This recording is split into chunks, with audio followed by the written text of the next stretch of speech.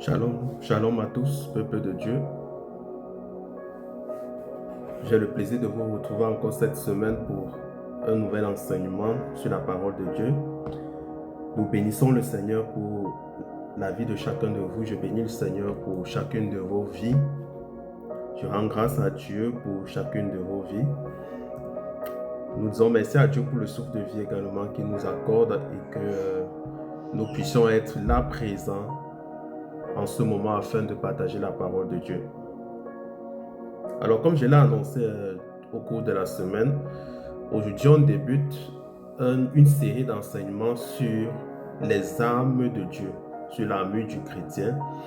Et notre enseignement sera tiré en globalité sur Éphésiens à partir du chapitre 6, du verset 10 jusqu'au verset 17. Éphésiens chapitre 6, du verset 10 au verset 17. Donc, on va parler de l'armure du chrétien. On va parler de différentes armures, qu'il s'agisse de la ceinture de la vérité, qui est l'objet de notre enseignement d'aujourd'hui. On va parler du casque du salut, de la cuirasse de la justice, du zèle à nos pieds, du bouclier de la foi, de l'épée de l'esprit. On va parler de toutes ces armes spirituelles et on va présenter pourquoi est-ce que ces armes spirituelles sont importantes pour le chrétien et on va essayer de comprendre véritablement ce que signifient ces différentes armes. Pourquoi est-ce que le Seigneur a utilisé ces mots-là pour parler de l'armure du chrétien et quelle est leur importance dans la marche chrétienne et dans le combat spirituel. Donc, bien aimé, je prie que tu sois disposé durant cet enseignement et que tu puisses véritablement être édifié, être béni comme moi-même je suis béni. Amen.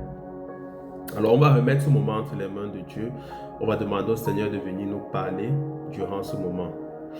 Père éternel, mon Dieu, je te bénis, je te rends grâce pour ce moment que tu nous donnes encore, Père éternel. Je te rends grâce de ce que tu as permis que je sois encore là afin de partager la parole avec mes frères, Seigneur mon Dieu. Père éternel, je prie que tu prennes le contrôle de ce moment au Saint-Esprit de Dieu, que tu viennes toi-même déposer les paroles dans ma bouche, que tu viennes toi-même déposer, Seigneur, ce que tu veux que je dise, Père éternel, mon Dieu, mon roi, en ce moment. Père, nous déclarons que tu es le seul et unique maître de ce moment. Au nom de Jésus-Christ de Nazareth, viens parler à quelqu'un, viens, Seigneur, répondre aux interrogations d'une personne, aux incertitudes d'une autre personne durant ce moment. Au nom puissant de Jésus-Christ de Nazareth, j'ai ainsi prié. Amen. Alors, notre passage de base, comme je l'ai dit, c'est Éphésiens à partir du chapitre 6, du verset 10 au verset 17. On va lire rapidement tout le passage avant de revenir sur celui qui nous concerne pour cet enseignement. La Bible dit ceci. Enfin, mes frères et sœurs, fortifiez-vous dans le Seigneur et dans sa force toute puissante. Revêtez-vous de toutes les armes de Dieu afin de pouvoir tenir ferme contre les manœuvres du diable. En effet, ce n'est pas contre l'homme que nous avons à lutter, mais c'est contre les puissances, contre les autorités, contre les souverains de ce monde des ténèbres, contre les esprits du mal dans les lieux célestes. Verset 13, c'est pourquoi prenez toutes les armes de Dieu afin de pouvoir résister dans le mauvais jour et tenir ferme après avoir tout surmonté. Amen. Tenez donc ferme, ayez à vos tours de taille la vérité en guise de ceinture. Là, je suis dans une autre version. La version Louis II dit, ayez à vos reins la vérité pour ceinture. Enfilez la cuirasse de la justice.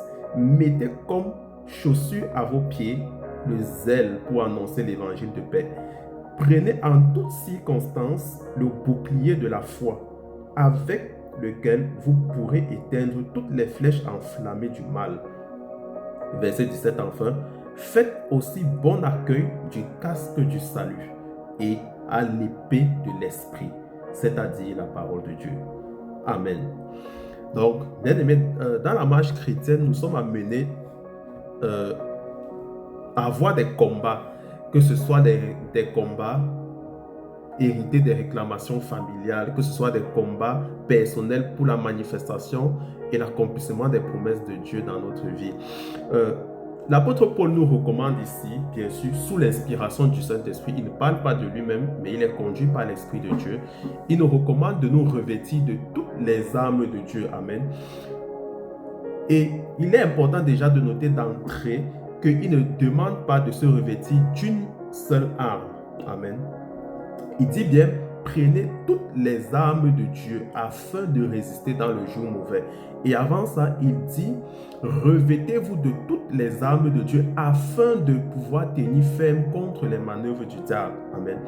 Donc, c'est pour dire ici qu'il ne servira à rien à un enfant de Dieu de se revêtir d'une seule arme. Peut-être tu peux te dire que je vais juste porter la ceinture de la vérité et le bouclier de la foi n'est pas important, ou alors la cuirasse de la justice n'est pas important, le casque du salut n'est pas important. Mais non, tu es en train de faire erreur. Parce que si tu veux résister dans le mauvais jour, ou alors si tu veux éteindre toutes les ruses du diable, tu as besoin de revêtir l'ensemble des armes de Dieu. Tu as besoin de revêtir l'ensemble des armes de Dieu. Ne te contente pas de revêtir uniquement une seule arme. Parce que revêtir une seule arme ou quelques armes et négliger les autres, c'est une porte que tu ouvres au diable pour pouvoir t'atteindre. Amen. N'oublions pas que la Bible dit dans 1 Pierre chapitre 5 et au verset 8, « Soyez sobres, veillez. Votre adversaire, le diable, rôde comme un lion rugissant, cherchant qui il dévorera. » Donc le diable, lui, il est à l'affût. Il est à l'affût de la moindre brèche. Il est à l'affût de la moindre porte qui peut être ouverte.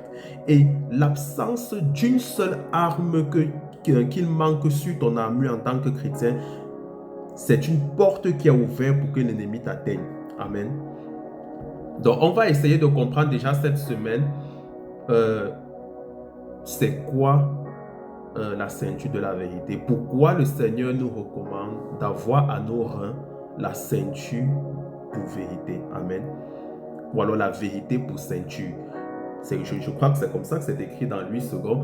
Ayez à vos reins la vérité pour ceinture. Voilà, c'est ça. Ayez à vos reins la vérité pour ceinture. C'est vrai que cette version dit plutôt ayez autour de votre taille la vérité en guise de ceinture. Ok. Cette semaine, notre enseignement est basé sur la première partie d'Éphésiens, dans Éphésiens chapitre 6, le verset 14a, qui parle de la ceinture de la vérité, d'avoir à nos reins la ceinture de la vérité. Amen. La vérité pour ceinture, si tu veux. Alors, spirituellement, c'est quoi les reins spirituellement? La Bible dit, ayez à vos reins la vérité pour ceinture. Pourquoi les reins? Pourquoi est-ce que l'exemple est pris ici sur les reins? Pourquoi? Parce que de base, de nature, de manière naturelle, globalement, l'homme avec grand H, bien sûr, a l'habitude de mettre la ceinture au niveau des reins. Ça, c'est la première des choses. Et n'oublions pas que la parole de Dieu nous dit, si vous ne comprenez pas des choses naturelles, comment est-ce que vous comprendrez les choses spirituelles? Donc, les choses spirituelles trouvent souvent leurs explications dans le naturel. Dans le naturel, nous avons l'habitude de mettre la ceinture au rein. Pourquoi? Parce que la ceinture, c'est un élément qui permet de tenir l'ensemble. Amen. C'est un élément qui permet de tenir l'ensemble. Pourquoi les reins? Qu'est-ce que les reins représentent dans la parole de Dieu? Globalement, dans la parole de Dieu, on a plusieurs passages où le Seigneur sonde nos reins. Et il dit, je sonderai vos reins et je vous rendrai chacun selon ses sentiments, selon ses pensées, selon ses œuvres. Les reins, globalement, représentent les sentiments les plus profonds. Les reins représentent les motivations cachées. Les reins, c'est l'être caché intérieur de l'homme. C'est les pensées de l'homme. Les reins, c'est ça que les reins représentent spirituellement. Des motivations les plus profondes, des sentiments les plus cachés.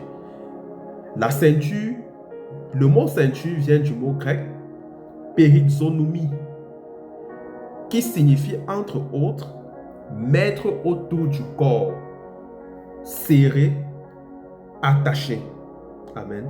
Le mot ceinture signifie serré, attaché. On va garder ces deux explications, serré, attaché. Et la vérité, quant à elle, bien aimé, nous savons que la vérité, c'est Jésus. La vérité, c'est également la parole de Dieu. Comme la Bible le dit bien sûr dans 1 Jean, chapitre 1 au verset 14, la parole a été faite chair et elle a habité parmi nous. Donc la vérité, c'est la parole. Jésus pouvait dire également dans Jean chapitre 14 verset 16, je suis le chemin, la vérité et la vie. Donc la vérité, c'est Jésus. La vérité, c'est la parole de Dieu. En d'autres termes, lorsque le Seigneur nous recommande d'avoir à nos reins la ceinture pour vérité, ça signifie tout simplement que nous devons avoir la parole de Dieu attachée à notre cœur. La parole de Dieu doit être l'objet des sentiments, de nos sentiments les plus profonds, de nos pensées les plus profondes. Amen.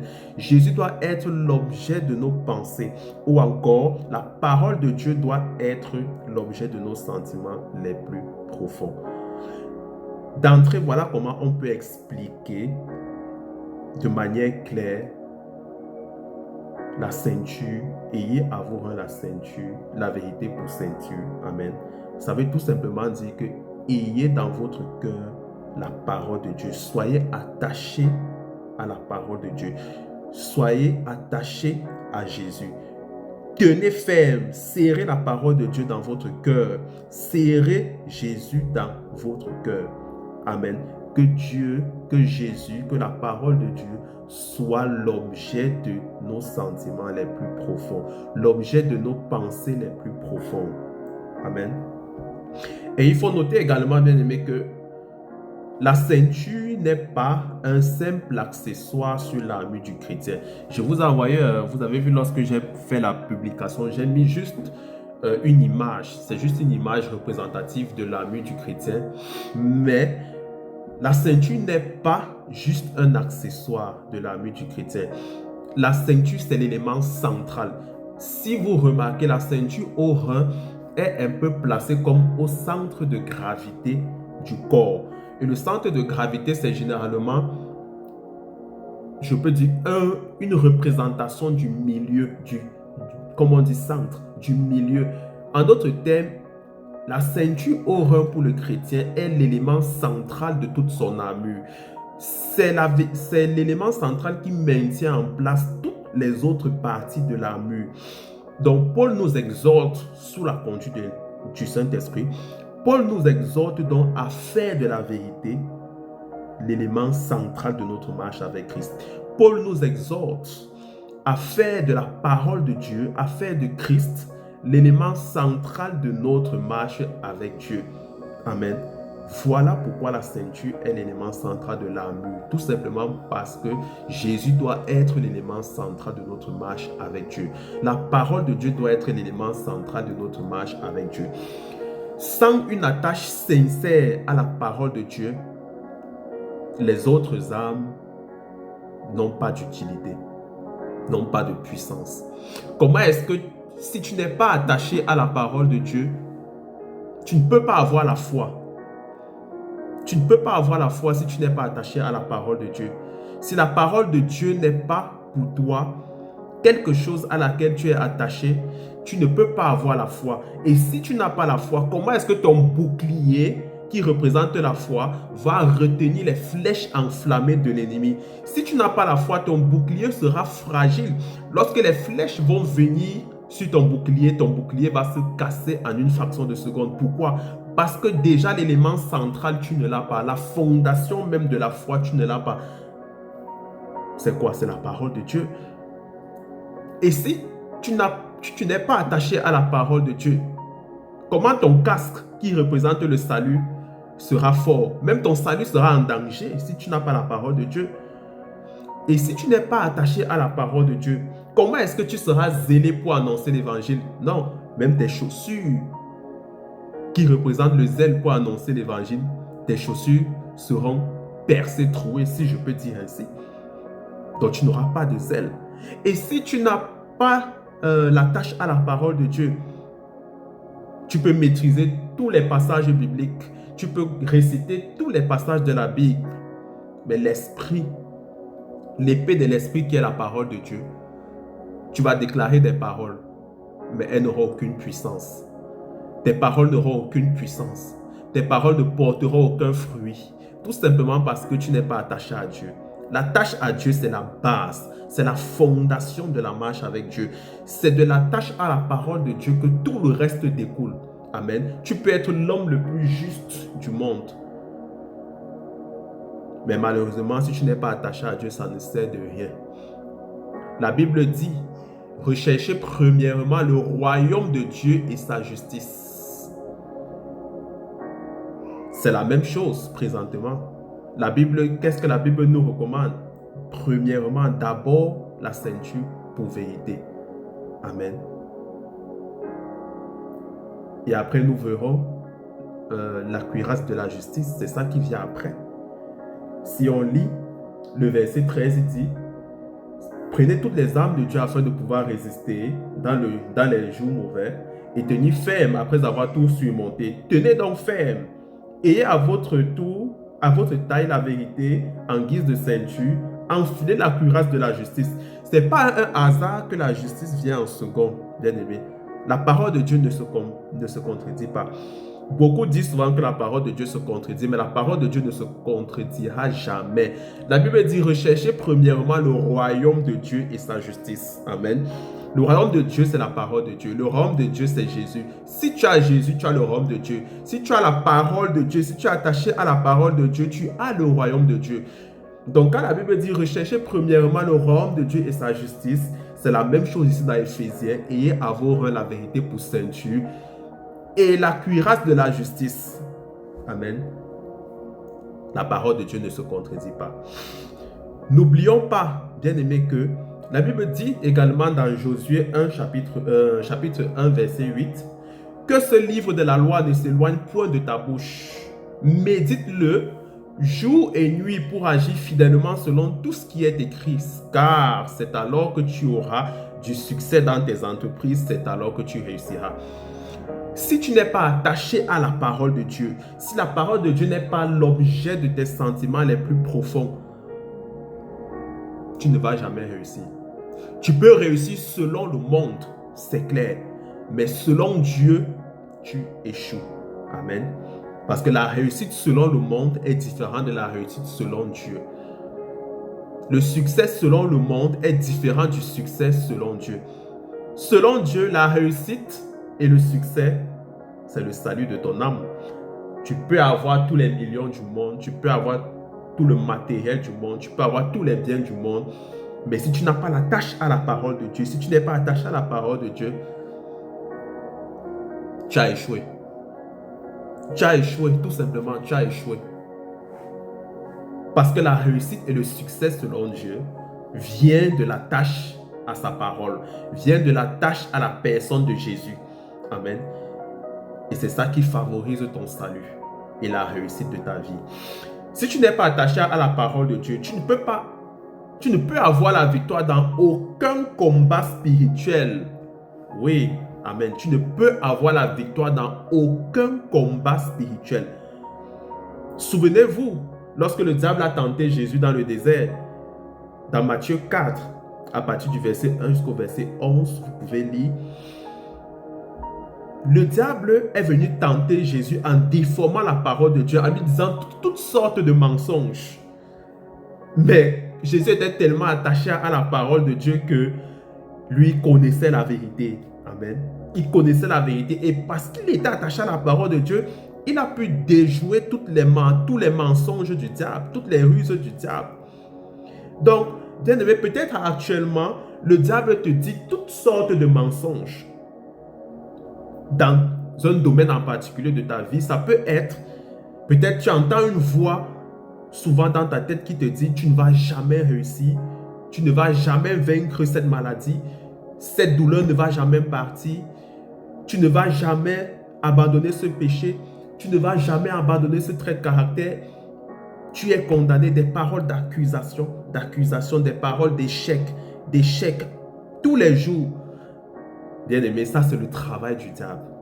C'est le travail du diable. C'est comme ça qu'il agit. Amen. Maintenant, qu'est-ce que tu dois faire? Tu dois simplement être attaché à la parole de Dieu. Parce que lui, son boulot, c'est de te faire entendre toutes sortes de choses négatives, toutes sortes de mensonges. Mais tu dois être capable de vaincre ces mensonges-là. Comment? En étant attaché à la parole de Dieu. Si tu veux avoir la victoire sur les mensonges du diable, tu dois ceindre tes reins de la vérité de la parole de Dieu. Tu dois être un chrétien ou une chrétienne qui est enraciné dans la parole de Dieu. Ce n'est que de cette façon que tu pourras, comme Jésus lui-même a réussi, à contrecarrer toutes les ruses du diable. Amen. Tu ne peux pas gagner un combat spirituel si tu n'es pas attaché à Dieu. Encore un autre exemple, toujours dans la parole de Dieu. Souvenez-vous de Gédéon. Lorsque Dieu a appelé Gédéon, qu'est-ce que la Bible nous dit? La Bible nous dit que Gédéon a renversé l'autel de sa famille. Et qu'est-ce qu'il a fait? Il a bâti l'autel de Dieu. C'était la première chose à faire. Il ne pouvait pas servir Dieu sans avoir renversé l'autel de sa famille et avoir bâti un autre autel pour Dieu. Pourquoi? Parce que la Bible nous dit qu'on ne peut servir deux maîtres à la fois. Tu ne peux pas servir Dieu et maman. Ou tu seras attaché à un et tu haïras l'autre, ou tu vas aimer un et tu vas rejeter l'autre. C'est ce que la parole de Dieu nous dit. Donc c'est la même chose, bien aimé. Si tu veux renverser les autels de ta famille, sois attaché à Dieu. Serre la parole de Dieu dans ton cœur. Saigne tes reins de la vérité de la parole de Dieu. Que la parole de Dieu soit l'objet de tes sentiments les plus profonds. Que la parole de Dieu soit l'objet de tes recherches. Que tu ne souffles que par la parole de Dieu. Que tu ne parles que par la parole de Dieu. Que tout ce que l'ennemi vienne te dire comme parole négative dans la tête, que ce soit la parole de Dieu qui soit ta réponse. Amen. Ce n'est que comme ça que tu auras la victoire sur les combats spirituels auxquels tu seras confronté. Souvenez-vous, le passage qu'on a lu dès le départ, il y a plusieurs catégories de démons. Il y a les puissances, il y a les autorités, il y a les souverains du monde des ténèbres, ça c'est une autre version. Il y a les esprits méchants dans les lieux célestes. Comment est-ce que tu vas vaincre toutes ces catégories de démons-là si tu n'es pas attaché à Dieu? N'oublie pas que c'est Dieu qui donne la victoire dans le combat spirituel. C'est Dieu qui donne la victoire. C'est Jésus qui te donne la victoire. Mais si tu n'es pas attaché à Jésus, ta victoire va venir d'où? Tu ne pourras jamais gagner un combat spirituel. Amen. Tu ne pourras jamais gagner un combat spirituel. Alors, le fait d'être attaché à la parole de Dieu te donne la capacité de gagner les combats spirituels. L'attache à la parole de Dieu est la fondation de toute marche avec Dieu. Amen. C'est parce que tu es attaché à Dieu que tu as l'assurance, que tu as la confiance. N'oublions pas, la Bible dit que la foi vient de ce qu'on entend et ce qu'on entend de la parole de Christ. Amen. Ça veut dire que ta foi va venir de la parole de Dieu. Si tu n'es pas attaché à la parole de Dieu, d'où est-ce que ta foi viendra? C'est impossible, bien aimé, c'est impossible. C'est impossible. Donc le fait d'être attaché à la parole de Dieu va te donner la capacité de vaincre tout combat spirituel et de vaincre toutes les ruses de l'ennemi. Et si tu es attaché à Dieu, mais tu n'as pas la foi, ça ne sert à rien. Ça ne sert à rien, bien aimé. Si tu es attaché à la parole de Dieu, mais tu n'as pas la foi, la parole de Dieu marche avec la foi. La foi marche avec la parole de Dieu. C'est pourquoi je vous disais tout à l'heure que les armes de Dieu ne sont pas séparables. Les armes de Dieu ne sont pas... on ne peut pas utiliser les armes de Dieu de manière individuelle, de manière séparée. Elles fonctionnent vraiment toutes ensemble. Si tu as la foi, tu dois être attaché à Dieu. Si tu es attaché à Dieu, tu dois avoir la foi. Si tu es attaché à Dieu et tu n'as pas la foi, ton bouclier va se briser. Si même, tu ne peux même pas avoir la foi si tu n'es pas attaché à Dieu. tu ne peux même pas avoir la foi si tu n'es pas attaché à Dieu. L'attache à Dieu, c'est vraiment la base. C'est de l'attache à Dieu que découlent toutes les autres armes spirituelles. C'est parce que tu es attaché à Dieu que ton salut est en sécurité. C'est parce que tu es attaché à Dieu que tu as la foi. C'est parce que tu es attaché à Dieu que tu as le zèle. C'est parce que tu es attaché à Dieu que l'épée de l'Esprit qui est la parole de Dieu a une puissance. C'est parce que tu es attaché à Dieu que tu manifestes la justice de Dieu. Amen. L'attache à Dieu, c'est la première chose. C'est la base de ta marche avec Dieu.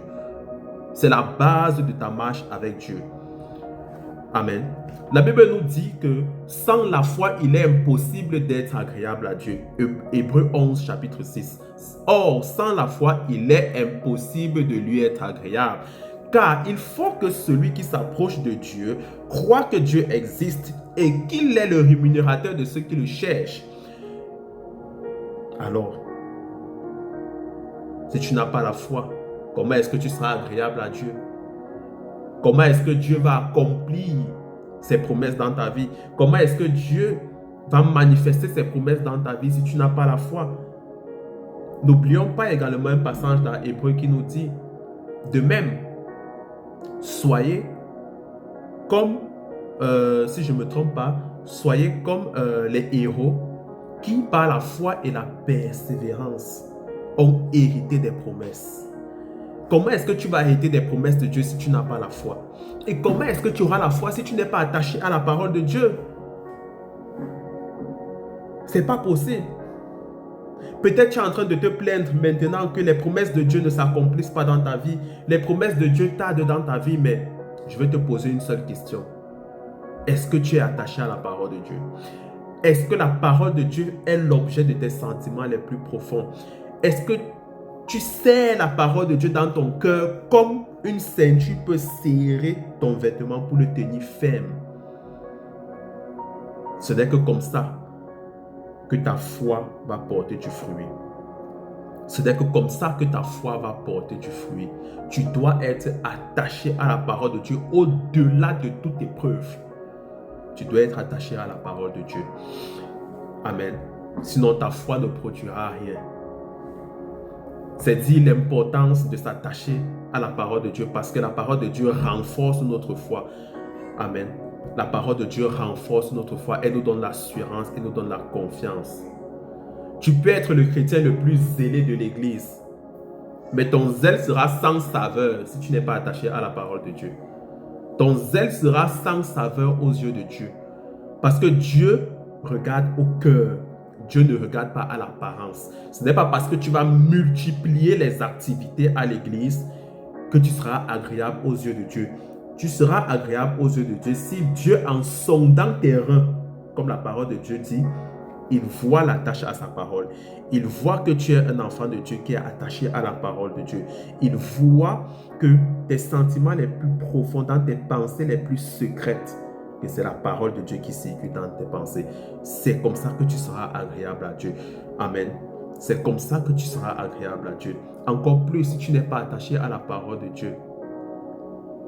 Ton casque ne sera pas solide. N'oublions pas que le casque du salut, je vais en parler bien sûr. Je vous donne juste un petit exemple. N'oublions pas que le casque recouvre la tête. Pourquoi est-ce que le casque recouvre la tête? Les pensées passent par là. Il y a les pensées, il y a les accusations, il y a les mensonges également. Tout ça, c'est dans la tête. Maintenant, le casque vient couvrir. Pourquoi? Parce que c'est le salut. Ton espérance doit être dans le salut. Peu importe tous les mensonges que le diable te dit. Si tu es attaché à la parole de Dieu, ton salut est assuré. Donc, c'est la vérité qui renforce ta foi. La vérité renforce ta justice. La vérité te donne également le salut de ton âme. Amen. La vérité te conduit sur le droit chemin. C'est la vérité qui maintient tout le reste en ordre. Elle protège ta pensée. Elle soutient ta foi. Elle soutient, elle renforce ta justice. Amen. C'est pourquoi Paul dit, ayez à vos reins la vérité pour ceinture. Amen. Il ne dit pas que nous devons attacher la ceinture, la vérité pour ceinture lorsque on en sent le besoin ou alors de temps en temps, mais on doit vraiment, ça doit être vraiment quelque chose que nous gardons au quotidien. On doit être attaché à la parole de Dieu, attaché à la vérité. Amen. Donc, bien aimé, aujourd'hui, ce qu'on doit comprendre aujourd'hui, c'est que la parole de Dieu doit être l'objet de nos sentiments les plus profonds, l'objet de nos motivations les plus profondes. Il ne s'agit pas seulement de dire la vérité en tant que telle, mais il s'agit d'être enraciné dans la parole de Dieu. Il s'agit d'attacher la parole de Dieu dans son cœur. Amen. De connaître son identité en Christ. Parce que dans le monde spirituel, les esprits sont à l'affût. Ils sont à l'affût. C'est pourquoi le combat spirituel est difficile. Parce qu'il faut renverser les ruses du diable. Et pour renverser les ruses du diable, tu as besoin de la parole de Dieu. Tu as besoin d'être attaché à la parole de Dieu.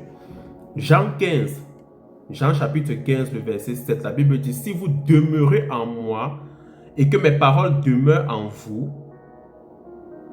demandez ce que vous voudrez et cela vous sera accordé. » Amen.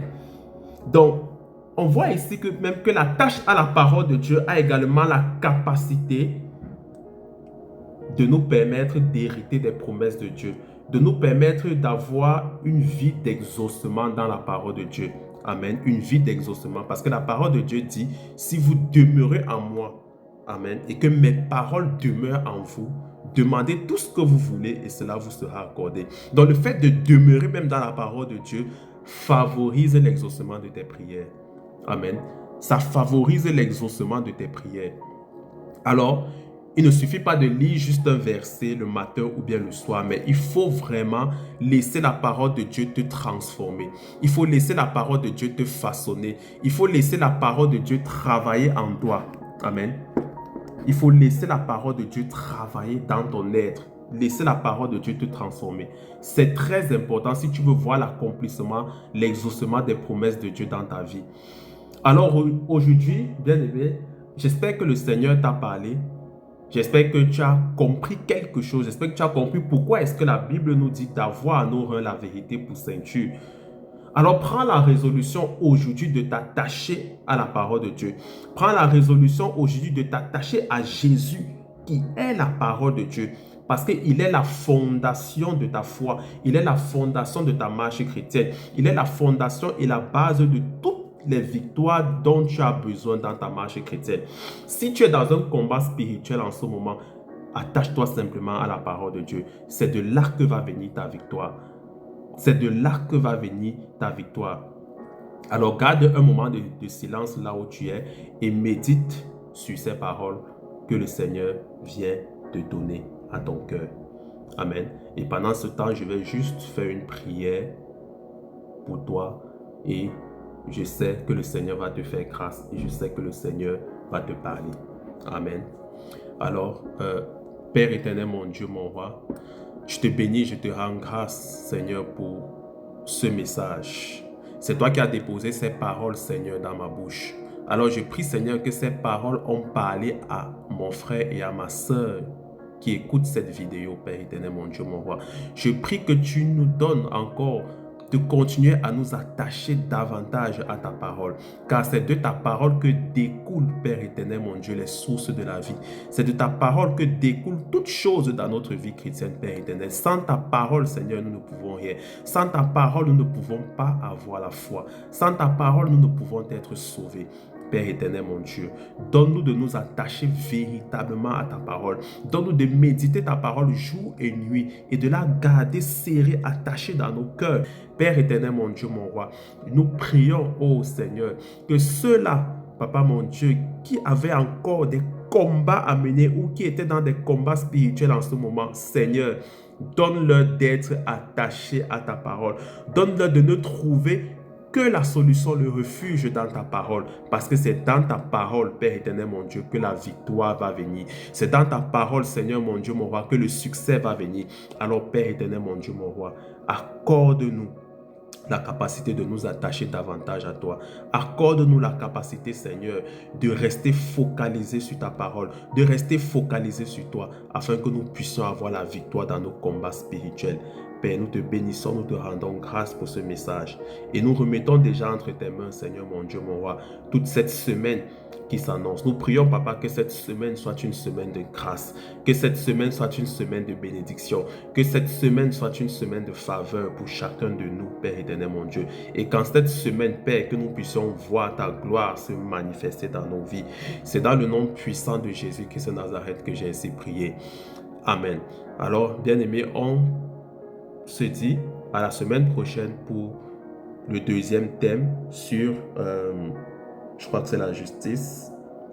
Oui, enfiler la cuirasse de la justice. Alors, on va voir également pourquoi est-ce que la cuirasse de la justice est importante.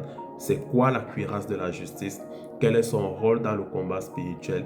Et comment est-ce que nous pouvons faire pour revêtir véritablement cette arme, en plus déjà bien sûr de la parole de Dieu qui est la vérité pour ceinture. Donc je prie que le Seigneur te garde, que le Seigneur te protège, que le Seigneur te bénisse et je vous dis que Dieu vous bénisse. Amen.